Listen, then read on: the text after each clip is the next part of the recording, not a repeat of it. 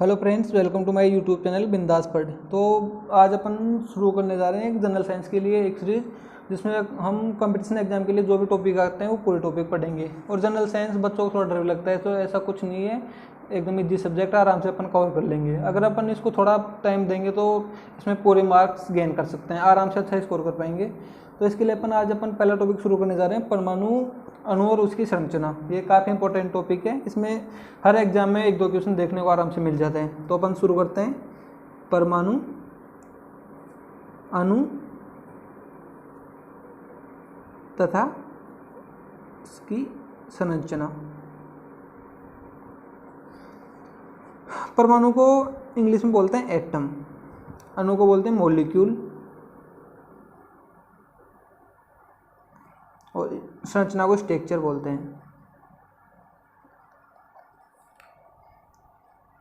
अब ठीक है, तो अपन इसमें सबसे पहले देखते हैं एटम। एटम क्या होता है? अब एटम एक कोई भी पदार्थ जो सबसे छोटा से छोटा कण होता है, जिसको अपन आगे नहीं तोड़ सकते। तो अपन एक बार इसकी परिभाषा लिख लेते हैं, डेफिनेशन। छोटे से छोटा कण जिसको अपन तोड़ ना पाए।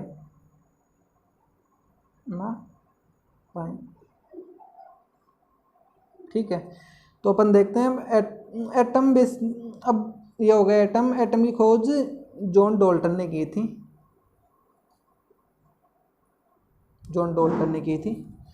अब तो एटम बेसिकली तीन पदार्थों से मिलकर बना होता है। फर्स्ट वन देखते हैं अपन सबसे पहले, ये एटम की स्ट्रक्चर होती है। एटम के सेंटर में ये प्रेजेंट होते हैं प्रोटॉन और न्यूट्रॉन। ठीक है, और ये आउटर मोस्ट सेल होते हैं, इनमें होते हैं इलेक्ट्रॉन। तो इलेक्ट्रॉन ये होता है न्यूक्लियस। ठीक है, न्यूक्लियस नाभिक।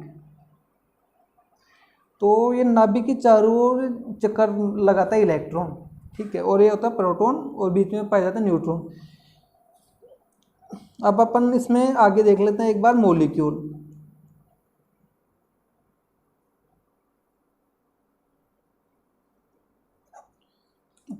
तो क्या दो परमाणु आपस में मिलकर क्या बनाते हैं?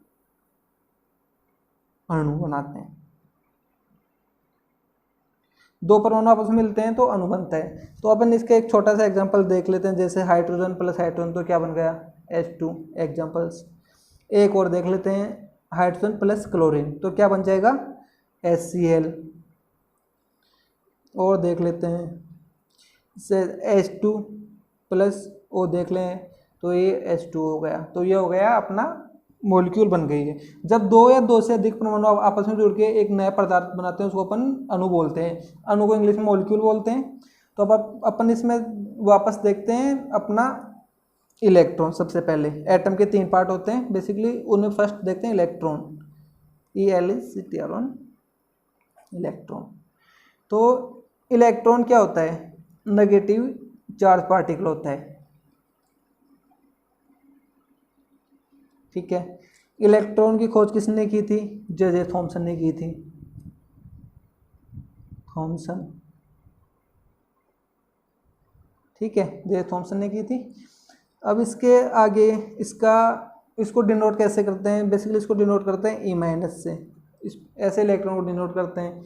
और देखते हैं इलेक्ट्रॉन में क्या है। इलेक्ट्रॉन का चार्ज देख लेते हैं, चार्ज ऑफ इलेक्ट्रॉन। तो इसका चार्ज होता है -1.6 इंटू 10⁻⁻19 कूलम, 1.6। मास देख लेते हैं, इसका मास होता है मास ऑफ इलेक्ट्रॉन। तो इसका मास होता है 9.1 इंटू 10⁻31 kg। यहाँ तक हो गया। अपन ये इलेक्ट्रॉन बेस इतना ही पूछा जाता है अपने एग्जाम में, कंपटीशन एग्जाम में। इसकी खोज पूछ लेता है, चार्ज मास जो पूछ लेता है वो अपने सब कर लिया। तो नेक्स्ट पार्टिकल पढ़ते हैं अपन, वो है 2 नंबर पे अपना प्रोटॉन। प्रोटॉन कहता है, प्रोटॉन का नाम से दिख रहा है पॉजिटिव। प्रोटॉन मीन पॉजिटिव, जो ऐसा मतलब पॉजिटिवली चार्ज पार्टिकल प्रोटॉन होता है, पॉजिटिवली चार्ज्ड पार्टिकल। इसमें भी अपन सेम देखते हैं, वही इलेक्ट्रॉन वाला खोज की थी, डिस्कवरी क्या की थी, जेम्स चैडविक ने, जेम्स चैडविक। इसके ऊपर ये इसको P+ से डिनोट करते हैं। इसका चार्ज होता है +1.6 × 10⁻⁻19 कूलाम, और इसका मास होता है 1.67 × 10⁻27 kg, इसका मास है। और अपन ने इसके आगे अपन देखते हैं थर्ड पार्टिकल, न्यूट्रॉन का मीन दिख रहा है न्यूट्रल। अब नाम से पता चल रहा है न्यूट्रल, मतलब न्यूट्रॉन के ऊपर कोई चार्ज नहीं होता, ठीक है। अपन अब इसका चार्ज तो ये दिख ही रहा है साफ साफ, चार्ज तो क्या हो गया, इसका चार्ज हो गया 0 हो गया इसका चार्ज, ठीक है। अब आगे इसकी खोज देख लेते हैं। इसकी खोज की थी रदरफोर्ड ने, और ये 1917 के आसपास की थी। इसकी खोज भी की थी और इसका नाम भी रदरफोर्ड ने दिया था। बेसिकली न्यूट्रॉन को गोल्डस्टीन ने भी थोड़ा बताया था 1897 के आसपास, ठीक है। आगे अब इसका नाम भी दिया था रदरफोर्ड ने, और इसके ऊपर चार्ज बता दिया 0 होता है, और इसका मास प्रोटॉन के इक्वली होता है। तो इसका मास हो जाएगा 1.6 × 10⁻27 kg। अपन ने ये पद देख लिया। सबसे पहले क्या देखा अपन ने, ये एटम के सबसे छोटा कण जिसको तोड़ा ना जाए, तो इंग्लिश में बोल सकते हैं the smallest particle which can not be divided further, जिसको अपन आगे नहीं तोड़ सके, जिसके टुकड़े नहीं कर सके। इसकी खोज जॉन डाल्टन ने की थी। प्रोटॉन में ये बेसिकली एटम में क्या होता है, एटम में 3 पार्टिकल होते हैं, electron, proton, neutron. Electron outermost shell में इसके रिवॉल्व होता है, घूमता है, चक्कर मारता है न्यूक्लियस के। अब अपन इसमें न्यूक्लियस की ओर देख लेते हैं, रेडियस ऑफ न्यूक्लियस, तो न्यूक्लियस की त्रिज्या, रेडियस ऑफ न्यूक्लियस, नाभिक की त्रिज्या, ये होती है 10⁻12 सेंटीमीटर, ठीक है।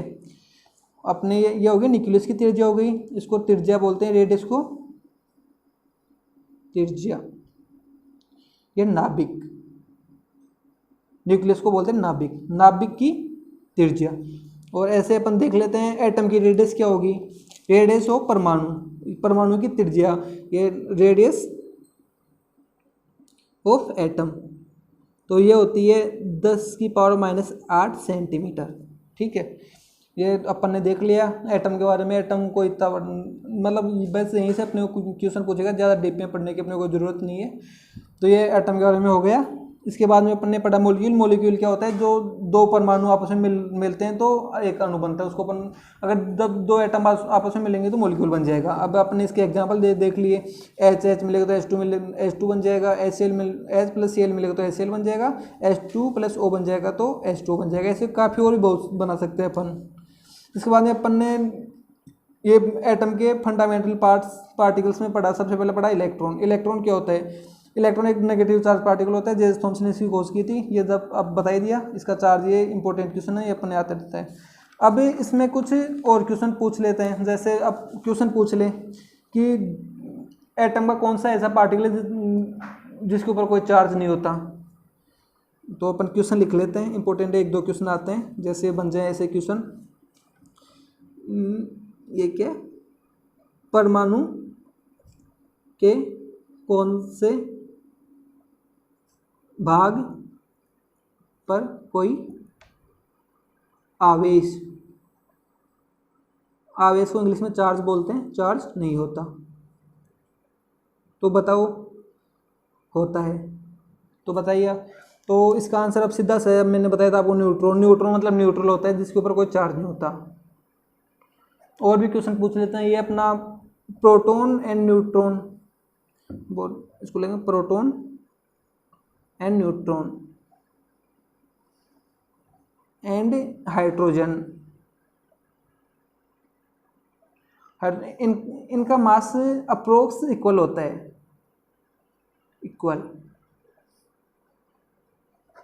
ठीक है।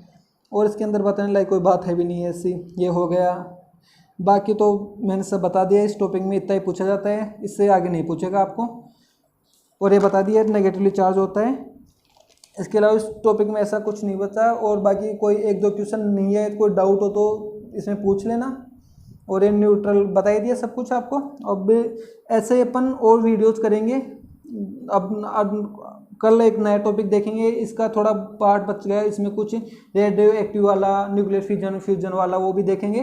तो ये वीडियो आपको कैसा लगा कमेंट सेक्शन में ज़रूर बताइए।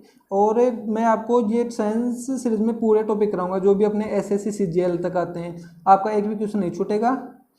और अगर वीडियो अच्छा लगे तो लाइक कीजिए और सपोर्ट कीजिए। Thank you so much.